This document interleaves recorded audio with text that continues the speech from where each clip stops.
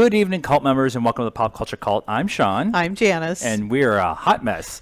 We're still basking in the glow of the trailer for The Mandalorian. But we're going to do a movie review for Dolemite is My Name. Dolemite is my name. And trying not to curse when is my game. This is a Netflix original movie starring Eddie Murphy as Rudy. He creates the character Dolemite. Yes. And it's actually based on a real guy who it's kind of making me mad. I don't remember what the Rudy's full name is. Let's see if it says up here.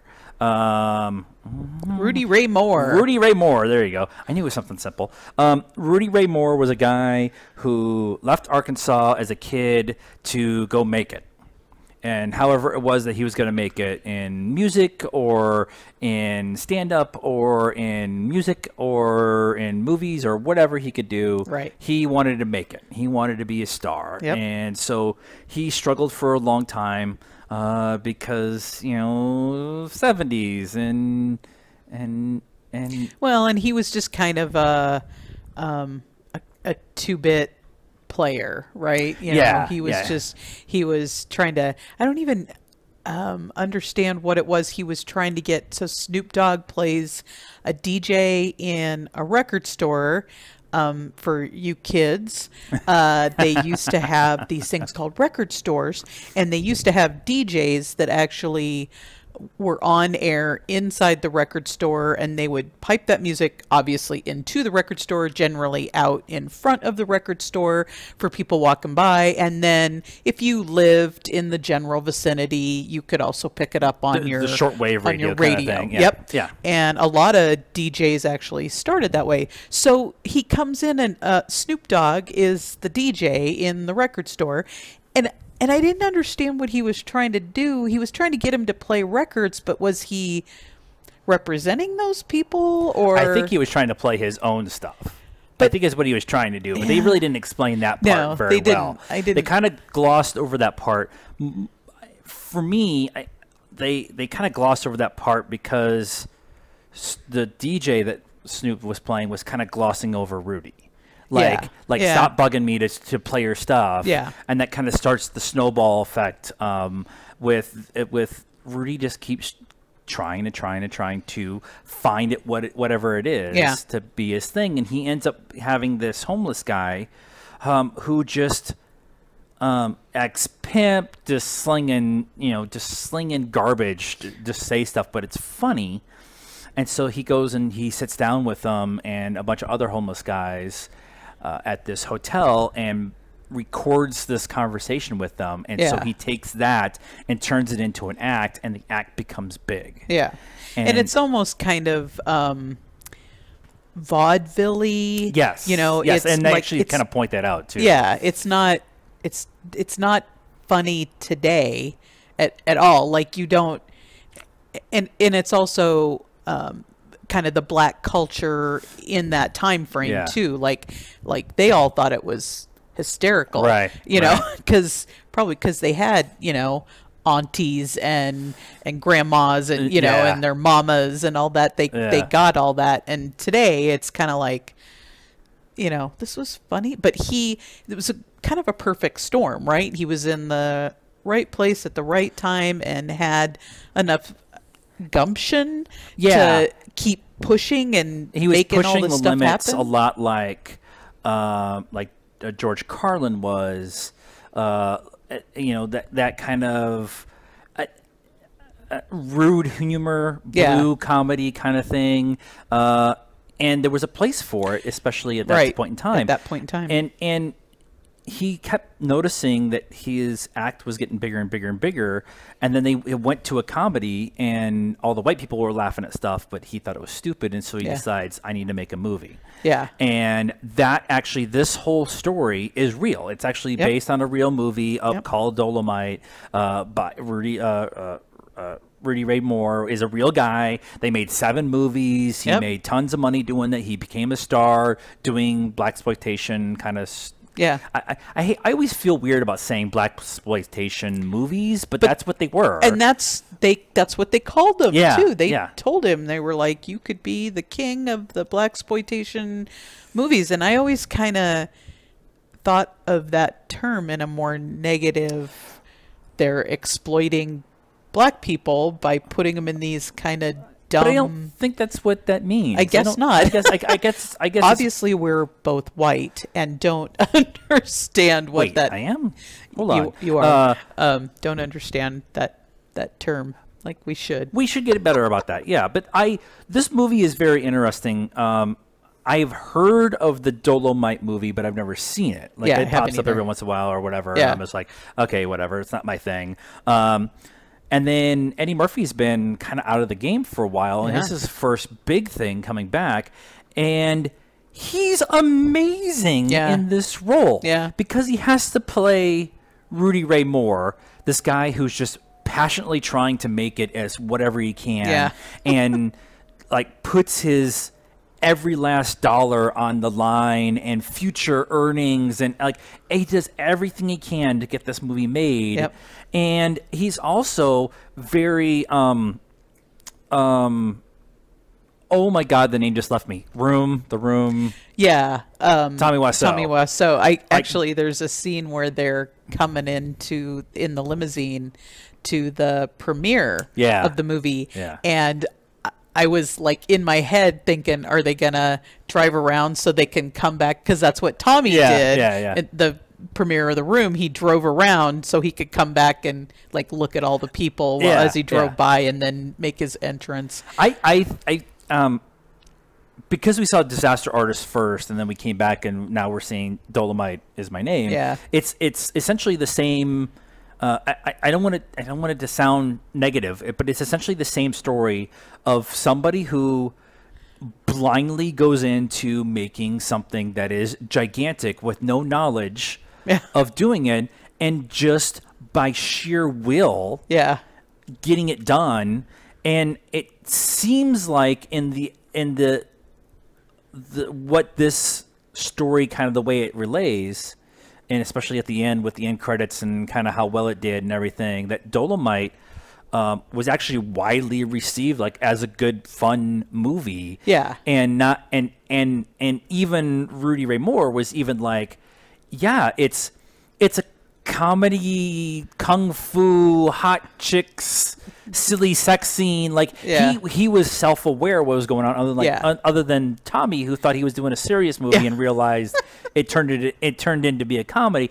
But the ability of Eddie Murphy in this role to play this guy who's just desperate to do everything, but then also play Dolemite, who is this gregarious, overweight, trying to be this kind of ex-pimp, like over the top kind of guy, and be able to play both roles and be able to switch back and forth between the two roles in a scene too was just super impressive. I mean, we haven't seen Eddie Murphy do anything decent in a while. I mean, obviously he hasn't been doing a lot of stuff, raising his kids, whatever. Right. But then, he was doing the Nutty Professor and kind of that stuff. And this isn't Meet the Clampets or whatever it was. Meet the Clampets or the. Oh, did he? I don't know. It's something like that. I can't remember what it was.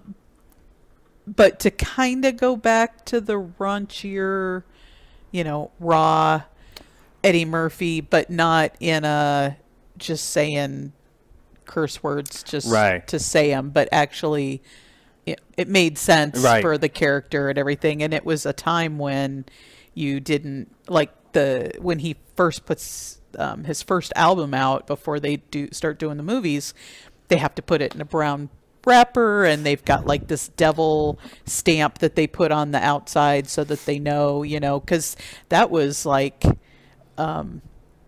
maybe George Carlin had some albums out, but to hear people curse on an album was just like Yeah. a big deal. You Yeah. know, everybody, you go buy it and then you take it back to your room and all your friends sit around and you listen to it. And They actually portrayed that scene, or that part of the story really well, because he's selling it out of the back of his car, Yeah. or it's like under the counter at the record store, Yeah, and you then can't they put do a that stuff out. montage of people listening to it at like barbecues, Yeah. or like in college dorms or whatever. Yep. And I was just super, like, everybody said this movie was amazing, and so and Eddie Murphy's in it, and everybody who's anybody is in it. Yeah, Wesley Snipes, Michael Epps, Craig Robinson, Keegan-Michael Key, Snoop Dogg. There's a really cool cameo later on in the movie. The other DJ, I don't want to give that away. Oh, and then they were talking about it on Collider Live today, and I hadn't put this all together in my head. This is very much like Peanut Butter Falcon for me. I smiled, enjoyed the entire movie, the entire way. I was smiling, I was laughing, even in the serious-ish parts. You're still grinning because you kind of get what this guy's trying to do and how he's getting away with doing it, and then when they have to do like a sex scene, it's not like they don't take it seriously, so you're laughing through that, you know, and stuff, and even like like you're saying, the limousine ride, like even like Rudy's like, even if 5 people show up to this thing, I don't care. We had a great time making a movie with our friends. And that's all I really care about. And so I just, at the end of it, I felt like I had this like kind of happy glow about myself. Yeah. Well, and it's, you know, it was a time when it's very much like, hey, let's go to the barn and put on a show, right? You just, by the skin of your teeth, and, you know, you're just kind of, let's throw some stuff together, and it works. And he actually had a career, you know, I mean, he wasn't Brad Pitt or whatever, but they made 7 movies. Yeah. So, you know, today you think about that, like, we do this. We're not making 7 movies. We're not, you know, I would love to make 7 movies, but we're not even making records. You know, we're not. Just kind of more back to a time when anything was possible. It felt like it was, and it actually was. And I love the way they kind of filmed a lot of the stuff. It was kind of within the movie within the movie was very like guerrilla style. Yeah, you know, they remodeled they like took over this. They started squatting in this hotel by getting the homeless out. Yeah. Then they did it all that. Like that all was really good. Wesley Snipes, I want to talk about him for a second before we give it a score. Wesley Snipes went through some legal issues, and that happens when you don't pay your taxes, and he served his time, and he's done a couple of things since he's gotten back out of prison, but people have been very hesitant to be hiring him because, you know, he's now older, and the stuff that he was getting younger was the young action star stuff. Yeah. And he showed some acting chops in this movie that I was super impressed with. He was amazing. He was so good. He was so good. His character's name is Derville,